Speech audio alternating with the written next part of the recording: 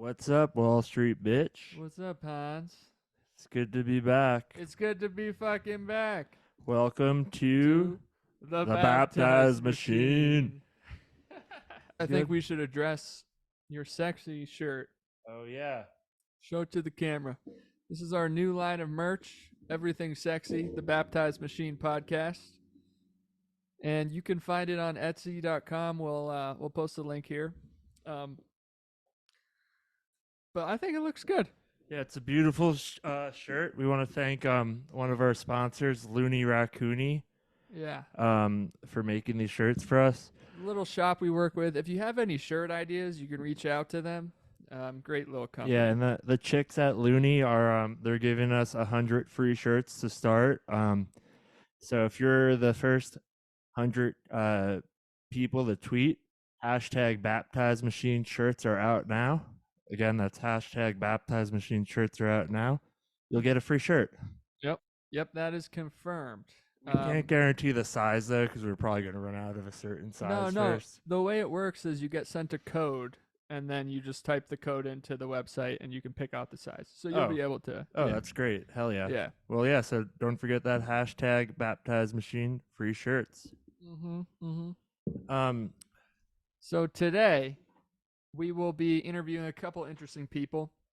One of them is the youngest ambassador for the RFK campaign. He also is a big Biden supporter, a big Democrat, and he's making waves. So we're gonna have him on.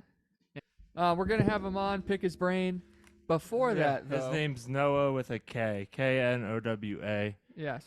I saw a post from him today that said, like, I know some of you are mad at me for supporting other people. And I looked through his tweets. He's supporting Bernie, who's not even running, Marianne Wilson, big Biden supporter.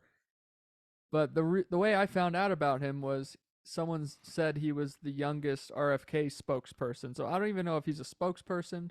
Yeah, I don't know who he is. Well, he has like two other politicians in his bio that he supports. Dude, that's like my 15th spam call today. Dude, I've been getting them too. Trying to sell me Medicaid or some shit. Really? Yeah, it's so annoying. Is that a 973? Yeah.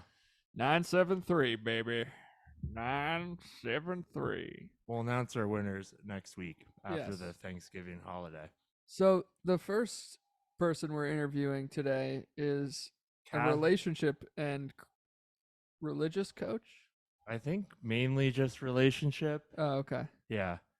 But his name's Casper Stockham. He has a podcast called Master and Adam Podcast. You can find him on Twitter at Casper's Colorado. But he also has this website. Him and his wife are coming on. I'm not sure of his wife's name yet. We're gonna go to his website, which is iamlovebuilders.com. We're gonna take a love assessment here. It's a 5-minute love assessment, and we'll read. Should we share? Never mind. He wants our email. Yeah. You give him Baptize Machine if you want. Okay. You can just click down now. Right here. Yep. So I think he's like of the red pill persuasion. He leans conservative. He's from Douglas County, Colorado, which is south of Denver. Kind of like Castle Rock area near Colorado Springs. Dude, is that why he's coming on? Well, yeah, I found him. He was another Colorado podcaster. So. Oh, I thought he might be just coming on because our name is Baptize Machine and it sounds Christian. Honestly, I have no idea why he's coming on. So maybe. Oh, we have to log into our email. Oh, hold up. This is quite. We'll have to ask him about this process. Like, if I'm just trying to build love, I don't want some affiliated marketing shit going on. You know what I'm saying? Well, he's probably, this is how he gets your email. But I'm curious to talk with this guy because his website is pretty funny. And hopefully he gives us some good relationship tips, The whole relationship tip market.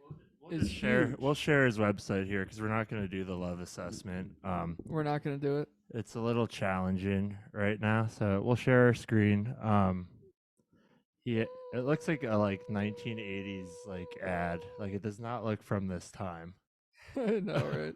Or like I guess early '90s when websites were first The whole built. love guru industry is so out of control. I guess the whole guru industry in general, with people selling classes and shit. But God, I mean, people are having less sex than ever before, and they have more You're advice. talking about how you want to go harder on the Yeah, questions. how important is sex, dude? I Yeah. got to get better And at how that. often do you need to have it? We need to ask some tough questions tonight. I know how. Yeah, But is intimacy important? I thought, Wallstreet Bitch, you could read this list. These are the love tips, so maybe we could ask about these things. Okay, him for her. This is what's important for him To for do her. for her, yeah. Open her car door. Help her with some form of housework. Oh, interesting. Do some activity with children to give her some alone time. Find her love language and do something for her that relates to it. Give her a shoulder or back rub. Those are very profound. Yeah. Damn. I mean, I could get behind Great I could get advice. behind most of that. Okay, her for him. Communicate any concerns positively without attitude or drama. Ooh. Amen, preacher. Find his love language and do something for him that relates to it. Sleep in sexy night attire. Just say no to flannel. This is where it's gonna get good. Give him a shoulder or back rub. Hey, it goes both ways. Find creative ways to be more flirtatious and or attractive. All right, we're You know, crossing the line of misogyny here. I have I some think, but my own ideas about yeah. this that I want to argue against him. Anyway, them for them. Take hot showers together. Oh, it just says showers, not hot. Hug and kiss each other while entering or leaving the home. Read a good book together. Make love every day or every other day. Wow. Whoa. They must All be right. getting it on. Yeah, I wonder. Spend 30 minutes a day, 15 minutes each to talk and communicate. Do some type of physical activity together, walk, run, work out, etc. So, this does not sound that red pilled. Like the red pill movement? No, I don't. Could you elaborate The on red that? pill I'll be movement- listening. I got to run for 1 second. Tell us about the red pill movement. The red pill movement essentially was like really blew up because of people like Andrew Tate. And it's sort of hard to really put into a couple sentences, but essentially it's like the strong man, subservient woman view of the world. And the reason the West is falling is because we've gotten away from that. So it's against feminism. It's fairly misogynistic, and it's taught under the guise of like self-help for men, because the constant defense that these red pillars say is, all I'm saying is men should work out and get their money in order and get healthy. And it's like, that's like what they're covering. That's like part of the message, but the deeper part of the message is truly misogynistic and sort of scary. Andrew Tate is a good example. Watch his interview with Piers Morgan, and they have a pretty in-depth conversation about misogyny, and how it's being masqueraded as this self-help for men type thing. So it's an interesting idea, and it's actually like a pretty serious problem for the youth today. Cool. Right. Well, welcome to the Baptize Machine and the Wallstreet Bitch. We'll do a little intro here for you. Yeah, we appreciate you guys taking the time and calling in today. So you probably don't know much about our podcast. We just interview interesting people. So we came across you guys. We've been doing a lot of like relationship themed interviews, so it sort of fit into what we've been doing over the past couple weeks. But yeah, I'd love if you guys would start out and just introduce yourselves and tell us a little bit about what your podcast is about, and what you guys stand for. Okay. Well, we're Casper and Cheryl Stockham, and we've been married for 21 years, and we've been doing relationship coaching for about 14 of those 21.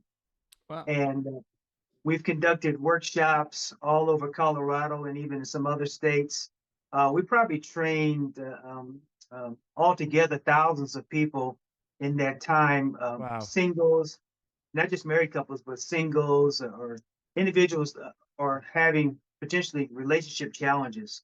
Mm. So we've been doing that for a while. It was a part of a grant that we were working on before, and we would use other materials to do those workshops. But now we're starting to put together our own materials so that we can go forward. I'll let Cool. Cheryl share Is some it, more about sorry, that. sorry to just interrupt for a second. When you say grant, are you referring to like a government grant or something, or like Yes, a yeah? yes.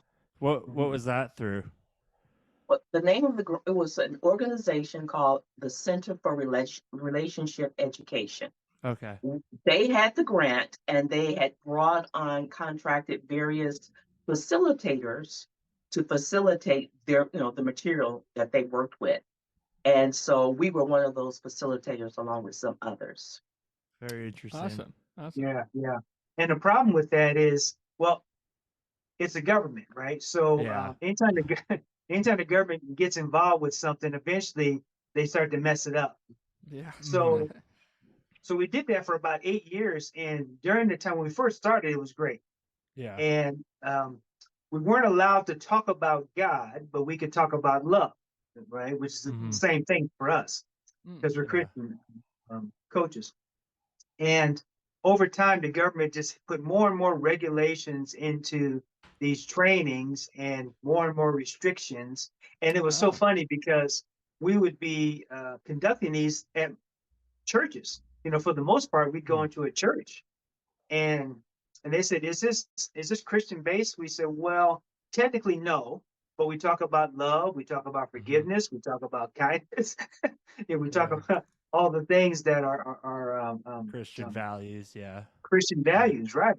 Right. So, but over Wow. time, the government just became more and more restrictive on where we could hold the workshops, how we could, just really just messing up a really good thing. So we Interesting. wind up, yeah. So yeah, you guys So have been doing this. Oh, sorry. Go ahead. no, I'm just gonna say, so when that ended, uh, for 2 years after that, we ended up doing our own radio show. We had a live radio show that was every day. And then when that came to an end, we started doing our own podcast, which was once a week. And Yeah. then when that ended, my husband took a little detour off into a different direction. Political detour, as you probably noticed with some of my tweets. Yeah. Yeah. I've noticed that. Yeah, it's interesting you mentioned radio because the last person we had on, he used to be on like a syndicated show and on like in the Northeast called Opie and Anthony a bunch, and then he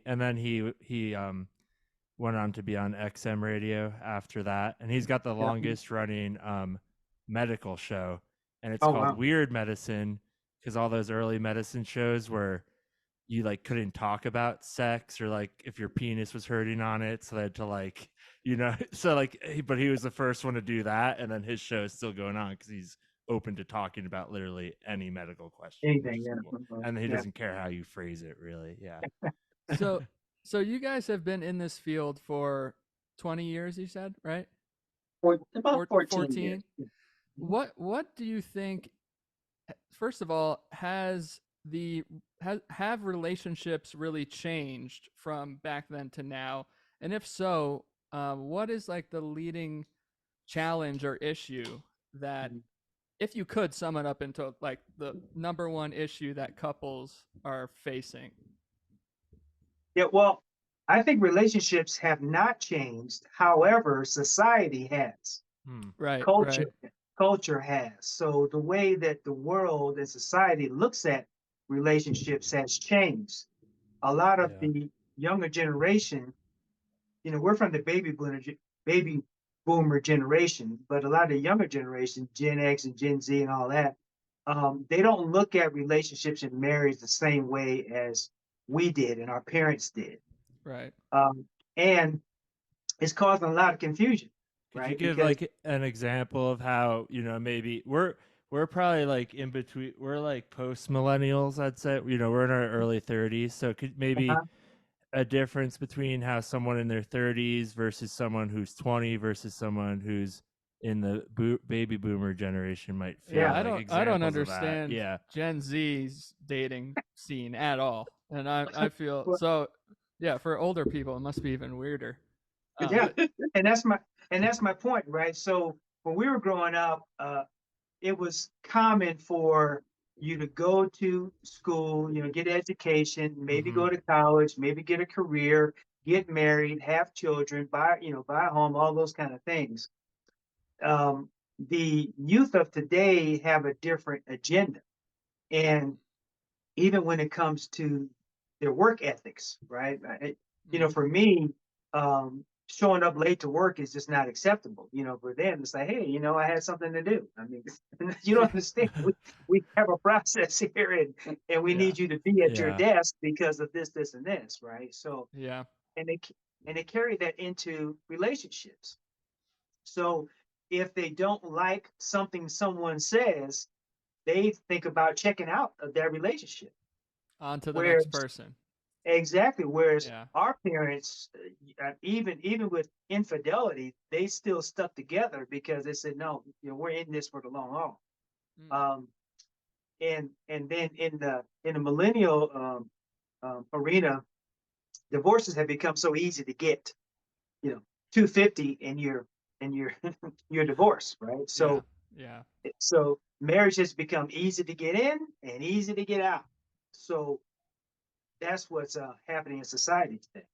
And Yeah. And even that being said, even though society looks at it differently, even though we as individuals start to perceive marriage differently, mhm. the issues of marriage is still the same. Mm. We still don't know how to communicate. I don't care if you're married. I don't care if you're single. I don't care what continent you're from. I don't care what color your skin is. We have a problem communicating and listening, Yeah. Mm. period. For It, sure. it, Yeah. it just transcends all areas. So Mm-hmm. we still need to learn how to listen. We still need to learn how to communicate. We still need to learn how to forgive. We Mm. still need to learn how to get our own healing when we need it because we don't. We just go on to the next thing. We don't stop, spend some time alone, reassess us. Yeah. Instead, we like to point the finger at other people. Yeah. Some Those types of self-reflection, right? Yeah. yeah, Yeah. those Yeah. things have not changed. I don't care what society have done. And the reason why that hasn't changed, guys, is because we as human beings are still human beings. And Mm. we act like Right. human beings. Yeah. Right. And and Yeah. we wind up being too selfish, really, to be in a relationship to where you need to be looking out for the other person that you're with. You Mm. know. Mm-hmm.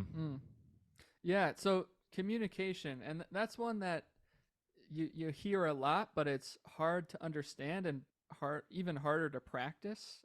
Can Mhm. you guys delve into communication a little bit? Like, what's an ideal communication style, or can you just sort of give us your take on what healthy communication looks like? Yeah, yeah. Well, there's all type of communication styles, but um, when you're when you're talking to your spouse, and you know you're in trouble when they give you that look, Yeah. and you're like, okay, I don't think I heard what you were saying, or or I don't understand what you're saying, or whatever. Yeah. So we have tools that are in our book, but also on our website and also in our workshops, to where we help them slow the conversation down. Because Mm. typically what happens is we are so ready to respond, not even to what they're saying, but we want to get our point out. That's So so we're so true. ready, we're so That's so ready true. to jump back. We're not even listening to what they're saying. So they say something, we say, yeah, but you blah, blah, blah, blah, and then the next thing you know, you get into an argument. Right. So we have tools that slow that conversation way down, and you have to listen to what the other person is saying, and not just listen so you can rebut. You have to listen so that you can paraphrase back to them what they said Mm. to make sure that they understood it. Mm. Mm. Yeah, I feel like it's very common in a relationship where both people just feel unheard. So they're both trying to over explain themselves, Yeah, and it's just like a cycle that never gets healed yeah, because people don't know how to essentially do what you were just describing. yeah, yeah. Mm. So What do you guys cover on your podcast? Do people call in and ask relationship questions?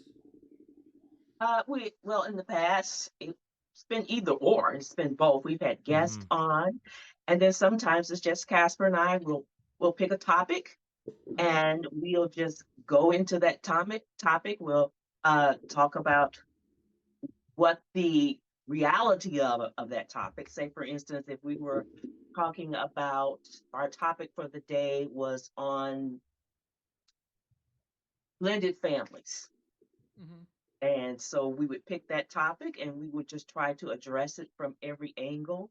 And at the same time, give some ideas, some tips, some suggestions that blended families could try to help maneuver some of the challenges. Yeah. So right now we don't have a live podcast we do right now. We have hundreds of hours of recordings from our radio show, from our podcast from previous years. So those are up on YouTube and Rumble and so forth. Oh, cool. I do a weekly podcast called Mastering Adam, and that's the biblical Adam. So I do that, and then I'm trying to talk my wife into getting her podcast going. But then very soon, probably the first of the year, we're going to start doing a weekly podcast again, and I Am Love Builders podcast. But right now, we are in the process of launching our MVP call, Most Valuable Partner Calls. So we had our launch on Saturday, and then every 2 weeks, we're going to have a live interactive call with all of our MVP members. We're going to do training and coaching on the MVP call. But before that, we're going to have an MVP huddle for 15 minutes. There's going to be a free training that's going to be available for anyone to access. And we'll talk about topics like communication, like forgiveness, and all the things that people need to really have a good handle on for relationships. Great. Interesting. That sounds great. Yeah, speaking of forgiveness, I don't know if this is too personal or not, but would you both be willing to maybe be able to share the hardest things you forgave each other of? Because I'm sure if you've been together for that long, there's been some things that have come up that you've had to forgive one another for, or whatever one that has been hard that you're comfortable sharing with us. Sure. Wow, I'm trying to think of something that, yes, we have had to forgive each other, of course. But I can't necessarily find one that was very difficult because, forgiveness or the lack thereof is not necessary from the other person. It's more you. So that means you got to really look into you. Because when you're unable to forgive someone for what they've done wrong, then that means that you have to be willing to accept when other people don't forgive you, because it's a two-way street. Yeah, that's interesting. If you hurt someone, if someone has hurt you, sooner or later you're going to hurt someone too. So if you want to receive forgiveness, you got to be able to give it, because none of us have a perfect slate. Totally. So we got married in our early 40s. Okay. And well, you both don't look a day over 40. I need to ask about your skin routine or something. Yeah. Oh, okay. It's called Just for Men. Pick it up at Walmart. All right. But so we were already mature, if you will, and we had already been through some challenging relationships. And to be transparent, I have had several failed marriages in the past. This is How my many wife's is several? 5 or 7? This is my 5th and final marriage. Okay, there we go. Yeah, 5th and final. But my wife had never been married before, but she had been working towards healing and getting herself in position to be married to the right person. So when the right person, as in me, showed up, we really gelled almost immediately. That's awesome. So we've had disagreements, but really nothing major that we had to forgive each other for. You know, there wasn't any infidelity or anything like that. Mm-hmm. You know, now it may be something we say and then we come back and say, you know, I didn't mean to say that. Yeah. You know, Yeah. that, but Yeah. What is the the answer is probably what is the ideal age to get married? Like, are people getting married too young, too old these days, or does it really just depend on the It couple? depends on the individual. I mean, Yeah. there are some people who are literally 24 years old who are more mature than people who are 52 years old. exactly. Yeah. So That makes you sense. can't put an age on it. Yeah. I mean, you have to be willing. It depends on the individual, and then you also have to be willing to acknowledge that even though two people get together and they decide they want to be together and stay together, they have to realize their own maturity level and be willing to go through a process of saying, okay, we want to spend time, but we need more time with each other. Yeah. So Yeah. I think we know people that are in their 60s that's probably never be married because they're still too selfish. They're too, you know, they're just not ready. mhm, But we Yeah. also know young people in their 20s that are so mature, like Cheryl was saying, that they Yeah. are ready to be married. mhm. I know for myself, at 20, I was not ready to be married. Same Yeah. I was here. not here. Yeah. ready. Same here. Yeah. I wasn't ready, nor did I want to be. Yeah. Yeah. Do you both think that dating apps have like sort of destroyed the dating field or environment, or do you think that it's just changed and added something new? Because I feel like that adds to like the disposability that you spoke to earlier, but right, yeah, I don't know. do you guys do you have people coming to you dealing with issues caused by the dating apps? Because I feel like it really has hollowed out the dating experience, but it's also Also, that's where I met my current partner. yeah, who it's I also love, like you know, people so get married. I don't know. I'm It, conflicted it with connects it. the Yeah. world. So I'd be Yeah. curious to hear your take. Well, my personal thought on dating apps is that they add to me another one other thing that you have to be aware of, or Mm-hmm. one other thing that you have to I don't want to use the word fear, but Be cautious, maybe, or be weary cautious. That's of. the Yeah. Yeah. yes. Yeah. Yes, it's another caution because there are people who have dated, they met each other face to face, dated, and was maybe they dated for 3, 4, 5 years, got married, and found out that this was not the right person or they weren't the right person, and it didn't work. Okay. So now if you got a dating app where you are virtual at first before you actually start to meet, I just think it just caution. It just opens up a window of where you could really be deceived by a person. Yeah. So prior to my wife and I getting married, I had been on several dating apps, and my take on it is it's just another way to connect with people. Just like, you know, before the dating apps, you know, there were ads in the paper or whatever. There's always a way for us That's to true. connect, whether you go to the club or whatever. Mm-hmm. But what you have to do is be cautious because people can really be someone else on a dating app. Mhm. They can have a totally different picture, they can have a totally different Yeah. personality, the whole nine.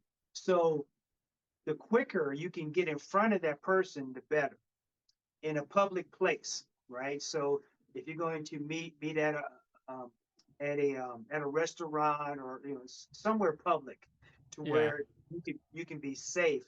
But I've known people, I've talked to people that were on dating apps for like 6 months to a year, you know, and they're all in love and have never met the person.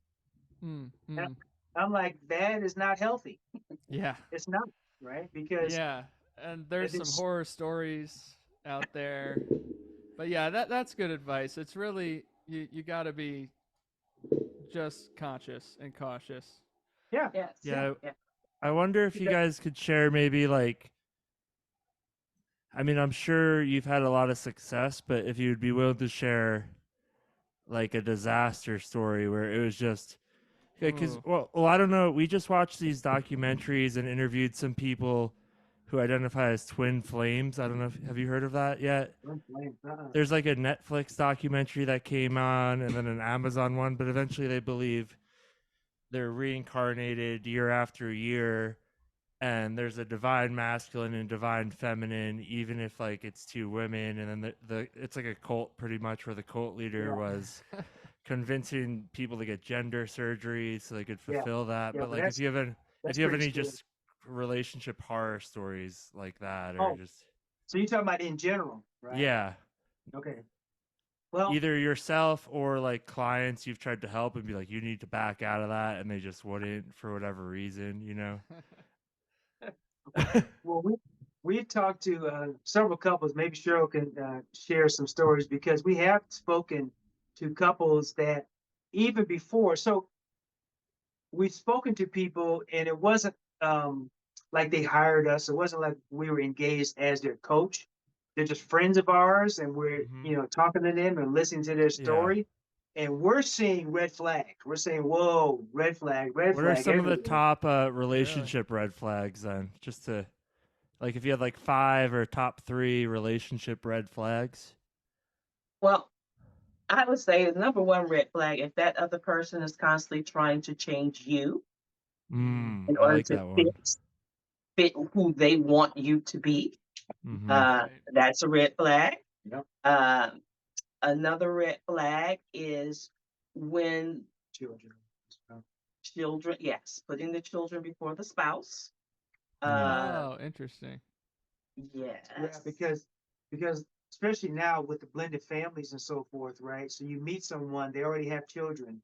Uh, And Cheryl has a friend that met a guy, he already had children, and the children are they teenagers or are they grown even? A wide variety of ages. Wide variety of ages, and he was always putting them ahead of his his wife. Now Mm, he was doing that even when they were engaged, so that was a red flag.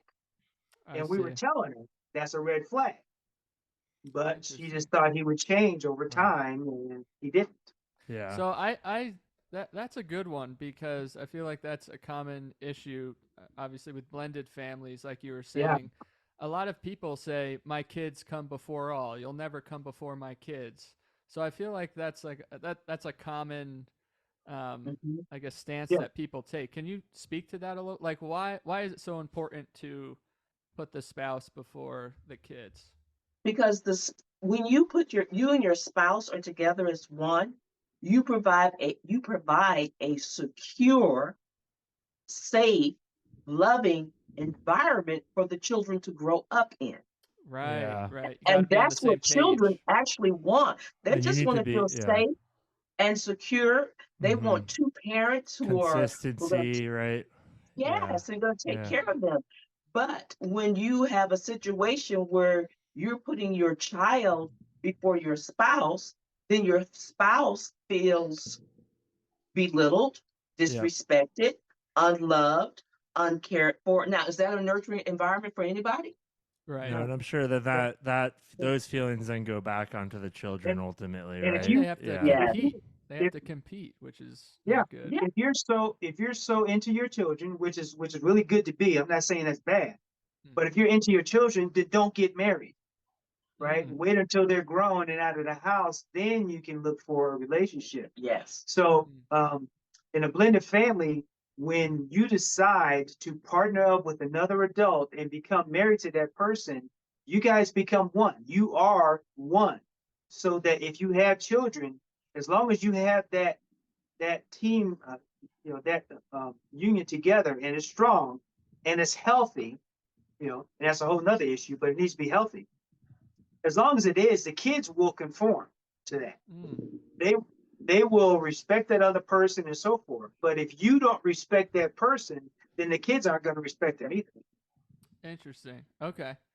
So back to the red flags. You mentioned the first two. What are some other red flags that are definitely like a deal breaker? Would you say? Not having common ground, having nothing in common. Yeah. Okay. Uh, Would you also my say husband, though, To play My devil's husband, advocate, would you? Sorry. Oh, sorry. There's a little delay there. Would you say to play devil's advocate, it's also okay? It's good or okay to not have a few things in common, have oh, some space sometimes. yes, you should. I mean, you should have your set of friends and Mm-hmm. things that you enjoy and like doing. But here's my example. You got, for instance, you have a person who loves to play golf or loves sports. Okay. They love sports and their Yeah. friends love sports and they get together for sports. So while you're dating them, you, for lack of better words, you're pretending to Yeah. also enjoy being having going Mm-hmm. places with them, going to different sports and hanging out with their friends at different sports. But the reality is that's something you don't really have in common. You don't like sports. Yeah. Mm. I will You don't say. really care to be in that environment. Yeah. That's not your thing. You don't Mm-hmm. really enjoy it, but you do it in the beginning because you want to be with that person, and that Yeah. one of the things that they do. So you always want to be with them. So you have to like sports. Yeah. Right. But Well. once Right. you get Yeah. married, you Yeah. can't keep that pretense going. Yeah. Well, unless you download like a betting app now that they're all around like DraftKings, because like my brother loves sports and I hate him, but now I like going to sports with him because I'll be like, oh, I'll bet a little bit of money, like put a few dollars down on a game, and then I'm like, oh, I'm kind of invested now. But yeah, I agree. I agree But with you. yeah, But yeah. that's a good point though, because I feel like the first couple months, most people conform to the person they think that person wants to be with. Right. And Right. like you're Yeah. saying, 6 months, a year down the road, you can't keep that up. So Right. that's why, And then yeah, what they honesty yeah, is yeah. so And important. then what they say is they say, well, you're always going golfing. Well, I always went golfing before you met me, or Yeah. you're Right. always going to the game. And then they Mm-hmm. say, well, why don't you come with me? Well, I really don't want to go. Okay. And then Yeah. the spouse goes to the golfing or to the sporting event, and guess what? Who they meet at the sporting event? They meet a someone from the opposite sex that also really enjoys it, and they start hanging out and talking. Yeah. And next thing you know, the enemy has a foothold into that relationship, and then that's when challenges. Mm, mm. Do you think is it a red flag if someone has, if your partner has very close friends of the opposite sex that they do things alone with? That could be challenging. It can be challenging. That one's going to depend on the personality of each person. Mm-hmm. It's going to depend on the personality of friends, Mm-hmm. because a good friend would say to you, you are married now. You need to work on your relationship. We Right. will hang out from time to time, Yeah. but we won't be hanging out that much because I want your marriage to be successful. Yeah. Mm. Right. And Yeah. Right. a good friend would also, let's say it was the husband had a good female friend, right? So Mm-hmm. that female friend, if they were really a good friend, they would find a date and then say, hey, why don't all four of us go somewhere together and not Gotcha. pull that husband away, because knowing that that's just not a good visual. Mm. Yeah. So you have to be sure that your partner's friends are a cheerleader for your relationship. They're not someone who Absolutely. your partner Yes. is complaining about you to. Yeah. Right. What are your thoughts on one partner venting to their friends negatively about the other partner? Because a lot of people Um, use their friends as like a support, crutch when something bad happens. What are your Right. thoughts on that? Also, same sex friends or Yeah, different sex. any Yeah. friends, Either any way. friends. Yeah. it doesn't matter because we're all human beings. It really doesn't matter. So I'd say that's a no-no, Yeah. because it's going to open up some other doors and cause some other hurt feelings. Right. And it, And if it gets back to your spouse, it's going to be even worse. right. Yeah. I Yeah. I always say that everything that I say and do, I want my wife to be proud of, regardless of where I am. Hmm. Whether I'm That's with good my advice. friends, Sounds like good whether advice. I'm out of her presence or in her presence, is going to be the same, right? So she never has to worry about me saying something to my quote unquote male friends Right. saying, my old lady this or that, or she doesn't do this. No. She is the absolute best thing that has ever happened to me. And I say that to my friends, and I'll say it, Hmm. in or out of her presence. So no matter what, there's no situation where you can, go to your friends to talk through a situation that you need some advice on, or do you know Now, what I mean? Like maybe not necessarily negative, But but like, hey, I'm okay. struggling with this thing. I don't know how to talk to him, or I don't know how to talk to her about it. Well, it depends on the friend, right? Yeah. If the Yeah. friend is if you can trust their advice, Mhm. right? But there are very few friends that I have that understand relationships better than I do. true. Fair. Yeah. Yeah, and we're no experts, so we probably lean on our friends a little more than you, Casper and Cheryl. And at some point, you don't ever want to have some unresolved issues that you don't share with your spouse because you want your relationship to be successful. So you Right. have got to be able to communicate and Mm. share that. And it's like it's always been said, it's not so much always what you say, but it's how you say it. Mm. You can say what needs to be said, but it's how you say that to your spouse. Yeah. So if Right. you can have that conversation with your friends, but you can't have that conversation with your spouse, then there'll never be a resolution between you and your spouse, and you're going to always have these um, unresolved, ever hanging out in the background issues that are going to be Right. growing. Yeah. Right. And you're I know it harboring sounds bitterness. Yeah, yeah. I know it sounds corny, guys, but Cheryl is my best friend. There's no one that I can't share more with than her. She No. knows literally everything. She knows everything about me. The only two people that know more are me and God. Right. Yeah. So, so That's awesome. yeah. That's great. And Yeah. Casper's my best friend. I tell him anything. I talk to him about anything. And if there's something I feel is difficult, then I just choose my words wisely and use some of the Mm. techniques that we have in our book. Because sometimes you do have to have conversations, and sometimes they can be a little tender. Yeah. But to not say them It's worse. gets worse, yes. Yeah, and having that ride or die relationship just brings, your connection to a whole nother level. So It that does. it's definitely important. Yeah. So I'd like to hear a little bit more about your relationship with God. How did that play into your relationship coaching, or how did it change it? And then I think we should dive into sex and intimacy, because I know that was one of Yeah. the important things on your list of Uh, what Absolutely. I was also curious, Casper, because when you like had mentioned something about your political past earlier, did you used to be very left leaning and now you're more conservative? Is that what you were alluding to, or is it something different? No. I've Uh, always, well, not always. I grew up in a Democrat household. My family was Democrat. mhm. My dad was a politician. He's a Democrat politician. But when I Hopefully he went into wasn't the Michael military, Hancock. uh, I did not like him, but yeah, yeah, exactly. But I went into the Air Force I was 17 when I went in the Air Force. well, thanks for your Oh, And service. yeah. Yeah. Thank you. So I became super conservative in the Air Force, not political, just conservative. Mm-hmm. So when I did decide to run for office, I decided to run as a Republican.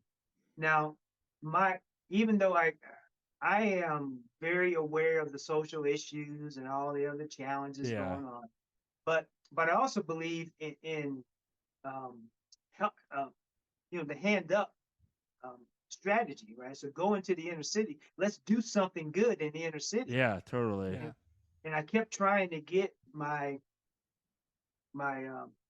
conservative Republican partners to join me in that effort because I've done workshops and inner city workshops and so forth. And and they just were afraid, really, because they felt like they would be attacked because they're conservative or they're this or that. And I said, well, the people really. are starving really for some solutions, and we have some that we should be bringing. Anyway, I fought that battle for 10 years, and Wow. at the top of the year, I said, you know what, um, I've got better things to do. Let me go rejoin my wife in our marriage stuff, and let's just get that going because this Mm. political is just crazy. Well, I'd love to hear more about that 10 years. Yeah, that's really cool. Yeah. What were we? Oh yeah, we were touching on God and then sex. So do you want to? Yeah, I'll be right back. I gotta step out to just let the Oh, dog okay. out. Yep.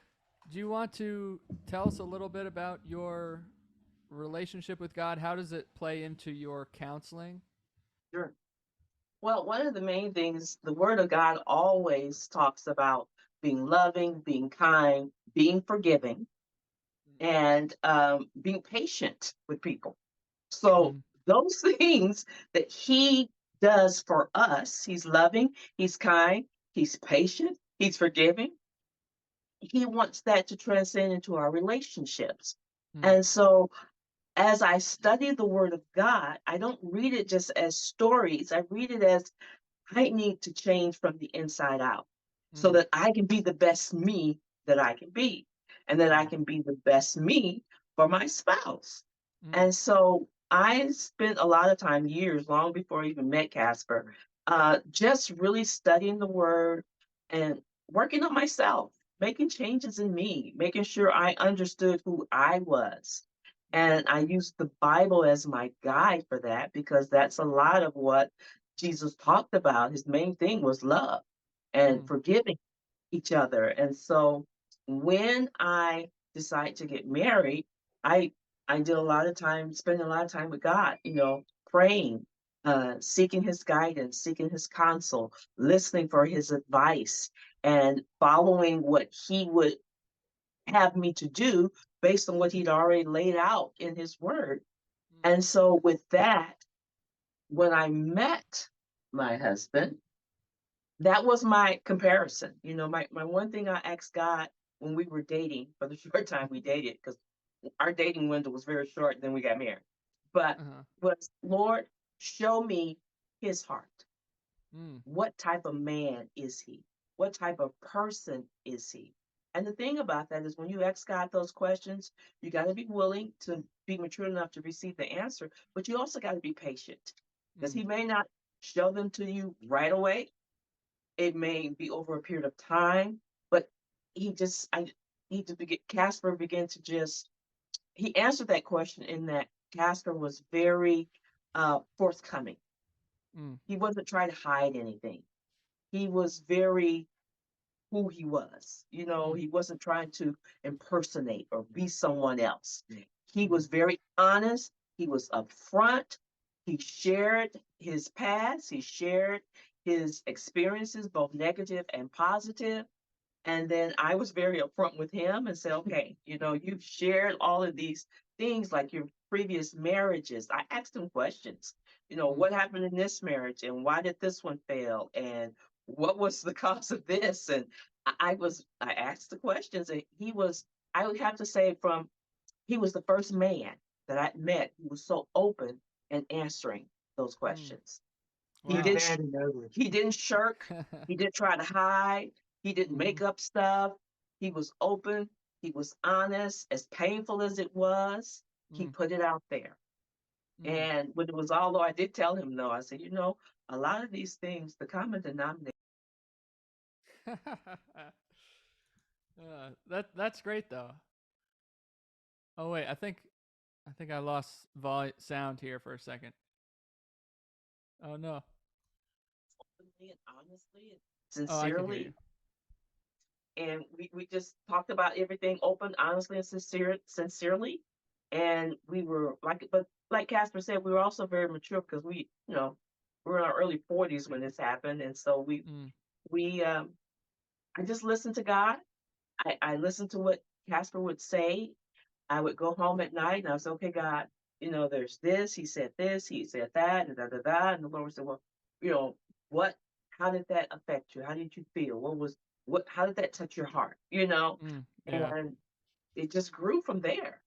But I let Mm, God in and I'll be willing to listen to him and hear what I have to say because I didn't want all of my friends at that time. were either married or in relationships that were disastrous. Yeah. They were miserable. Mm. And I did not want that. Interesting. I mean, that's such a good point. Leading with truth just builds trust, Yeah. and just builds something so much greater and deeper than that average crappy relationship, which is great. So, do you think that's one thing that's missing from the modern relationship is a relationship with God? Do you think um, it's in some way essential to develop yourself, which develops your relationship, which develops your family? Like, what's missing in like, why is the divorce rate so high? Is that one of the reasons? Well, it's interesting because the divorce rate in the Christian community is really just as high as outside of the Christian community. Really? So, yeah, so someone that's non-Christian would say, well, Christians have they have just as big of a problem, with marriages than someone who is non-Christian. Mhm. So, Interesting. Huh. but we feel that the reason is because a lot of Christians have God on the shelf. In other words, Hmm. God is at church, right? I go to church to see God and stuff, but during the week, it's God's not involved during the week. Right. Right. And they don't have God involved in their relationship either. So our goal is to help couples, especially Christian couples who say that they're Christian. Okay, great. If you're Mhm. Christian, then where is God in your relationship? Show us God in your relationship. Hmm. And they say, well, what do you mean? I said, well, do you guys pray together? Do you guys bring your challenges to God instead of harping on your spouse about this, that, or the other? And then we find out pretty quickly that no, they don't do any of it. They Yeah. blame their spouse. They don't Yeah. forgive their spouse. They all these different things that are not biblically sound or based. Right. Does that make Right. sense? Yeah, definitely. And I feel like a lot of people don't really understand what having a personal relationship with God really means. Right. Um, so, yeah, like you were saying, it's something that they like associate with. They maybe go to church, maybe not, but it Yeah. really doesn't have like a meaningful impact in their day Right. to day life. Right. Have you Exactly. both been with God for a while now, like since childhood, or is it something you found later in life when you found each other, or before Well, you found each other? Before. before, Yeah. yes. I grew up in church, Mm-hmm. but I learned to establish and form my relationship with the Lord as I got older. Probably during my 20s is when I really started seeking Him for myself Mm-hmm. and going to church because I wanted to, not because it was, my parents said I had to. And I Mm. really start seeking, finding out who is this God? What does He really mean? I Mm-hmm. started really reading the Bible and really trying to understand who He is and what is it He requires of us and Yeah. how is all this supposed to work. So Mm-hmm. it was a journey long before I even met my husband. Yeah. Yeah. Mm. So Yeah. I got saved in the 80s, like 84, 85. But then I started to become disillusioned because I'm seeing some of the stuff we've been talking about is I'm not seeing any difference between someone who says they're Christian and someone who is not Christian. We still have the same problems, the same issues. All this Unresolved unresolved issues. issues. I'm saying Right. we should be, and I don't mean to sound conceited, but there shouldn't be a high divorce rate in the Christian community. It Yeah. should be so Yeah. low. It should be so low that people that are non-Christian say, "How are you guys doing that?" Yeah. What's Right? going on over Yeah. there? Yeah. Hmm. Right? Yeah, yeah. They should Yeah. be very curious as to what's going on. Yeah, Right. Right. Hmm. Yeah. That's true, and it's good. It's good that you're weaving that message into your relationship coaching, because I feel like a lot of um, couples don't lean on that at all, and it's right, important for self development, like you were saying. correct. So, one of your in your list of what she should do for him and him should do for she and they should do for they, one of the things is daily sex. So I feel like for a lot of couples, it says daily or every other day. So I feel like for a lot of couples, That's what's on that's your an website. issue. Yeah. I feel like for a lot of couples, that's an issue because I have some friends who have sex once a month. Some friends have Yeah. sex once a day, but some maybe once a week. How important is that intimacy bond to a long-lasting relationship? And if there is a couple who's in a situation where they're having sex once a month or twice a year, not enough. I like what are the steps to get out of that, or are they doomed? Yeah, how do what are you- your thoughts on yeah. on sex in general? Well, God creates sex for us to enjoy.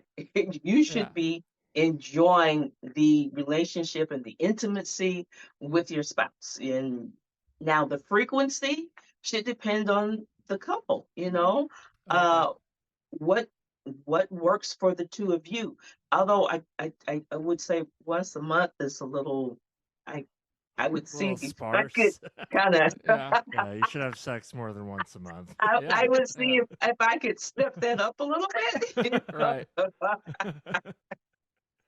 Yeah. But sex, it's enjoyable. And the one thing to understand that it's not just a fleshly enjoyment, but it's also spiritual. Yeah, Yes. Yeah, mind that's body what I was gonna say, connection, yeah, right? All of yeah. that. Yeah. Yeah. And It's spiritual. it really does bond you, on a deeper level, which is Yeah, why it does. like flippant sex, that one night stands, the sort of dating culture of today, um, is sort of sad because people aren't experiencing sex on that deeper level, and they have Right. a Right. shallow relationship with it.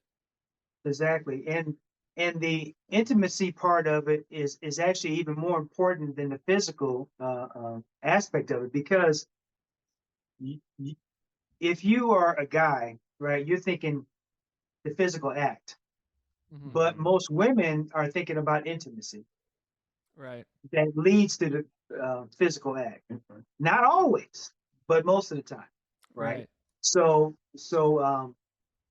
and then if you know what your partner's love language is, and that's how we talk about the love assessment that we have on our website. Mhm. Yeah. It's similar to the 5 love languages. Once you find out what their love language Is is, that like physical touch and quality time, and quality those are the time, and so different? yeah, Yeah. yeah, exactly. Mhm. So if you are doing those things for your spouse, telling them that you love them, and or touching them on the knee, or or giving them a Yeah. back rub, or whatever it is, that's part of that intimacy, Hmm. Mm. right? Oh, I see. So that yeah. So when you do come together now, it's even more enjoyable. And each couple's different, you know. Once a month would be a challenge for me, but Yeah. but everybody has their own frequency, and you have to talk about it. Yes, That's the most important thing, is to discuss these things even before you get married, right? you're right. Yeah. How Totally. often are we going to come together like that? Mhm. Yeah. And That makes willing to sense. grow. Be willing to grow. Yeah. And be willing to accept challenges that come along, because if you're going to be married and you're going to be married for a very long time, there are biological and chemical challenges that still do happen Yeah. in the body. Unavoidable. Mm-hmm. And you have to have a plan and a strategy to flow with that, to adapt, to work with it, but still keep that intimacy level between the two of you up high. Yeah. And, Yeah. and keep it deep and strong, and still have some enjoyment with it. Yeah. Mm. A few years ago, I was teaching some young men, and they were actually in a halfway house situation where they just got out of prison, and they're trying to get reintegrated into society. And we would talk about sex, right? And and these young men, right? So they're like, yeah, sex whenever I can get it, right? Yeah. And I said, look, even if you are the stud, you're like Mr. Stud, right? And let's say that you are so studly that you go for hours. Okay, I'll give you 2 or 3 hours. Now, you still have 21 hours left. So you need to make sure that you are with someone that you can enjoy, and they can enjoy you for the 21 hours that you're not, quote unquote, having sex. Right. Right. Yeah, that's a good such point. Great advice. That's There's true. at least there's at least 20 hours in everyone's day where you're not having sex, no matter who you are. Yeah, Yeah. and that leads to, that's why a lot of guys go to the bar instead of going home, because they don't want to Mhm. go home, because they don't enjoy being home with the spouse and the kids and the dog or whatever. They'd rather be at the bar hanging out with the fellas watching, the Broncos or whatever. Right. Right. Yeah. Hmm. That's so true. All right. Well, we're running up on the top of the hour, and Yeah, we I got know I another- said we go long form, but we ended up like just trying to get a couple of people in tonight before the holiday season. Yeah. But yeah, Yeah. it's been a pleasure. Yeah, speaking we'd with love you to guys. speak again. Maybe Yeah. collaborate on an event or something, because we're also in Absolutely. Colorado. So yeah, Yeah. we're Yeah. just up in I just- Denver. Yeah. Yeah. Yeah. It was I a just want to pleasure put up. speaking with you. Oh yeah. Go ahead. Absolutely. I was gonna Shout say. out your website, where to follow you on Twitter, where we linked up, Yeah. and then anything else you want to share coming up. Yeah. Absolutely. So they can go to iamlovebuilders.com, iamlovebuilders.com. We have several free resources that are up there right now. We've got the ebook that has the first 5 chapters of our book is free. You can Awesome. download the ebook from our website. You can do the love assessments. You can do the 5-minute or the 20-minute love assessment. And if you wanted further coaching on the love assessment, we'd be happy to, to whoever fills that out. We get those forms and stuff so that we can go over that with them. But we're really excited about our MVP calls. So we've got the free MVP huddle at the beginning of each MVP call that anyone can access. And those are going to be free trainings about the topics of the day, whether it's communication, whether it's forgiveness, and so forth. And then that will fold into the MVP call. Now, those are for paid MVP members, right? So they'd have to join us and become MVPs for that portion, but they can still get a lot of free resources and a lot of free help from us. Excellent. Awesome. Yeah. Just by following us on Facebook, Instagram, Twitter, YouTube, Rumble. Great. What, Yeah. what should they we'll What make should they sure- search to follow you? I am Love Builders. And yeah, we'll put this in the podcast episode description too, so people can I click am on the Love bio. Builders. Yeah. Yeah, we Yeah, can they put can- your website and then any other social media tags you guys Yeah, if have. you just email it to us, we'll add all of that. We'll probably edit it and then post it in the next day or two. Yeah, listeners, Yeah. if you and your partner have any questions, Yeah, Cheryl and Casper are definitely a wanna meet great Cheryl and resource. Casper, Yeah. reach out to them. I'm sure you guys would love to talk with anyone who has some questions. Thanks so Absolutely. much. We appreciate you too, and hopefully we can do this again soon. All right. Thank you Yeah. guys. You have a good night. Appreciate it. Pleasure meeting you. Happy Thanksgiving. Happy Yeah. Thanksgiving. Yep.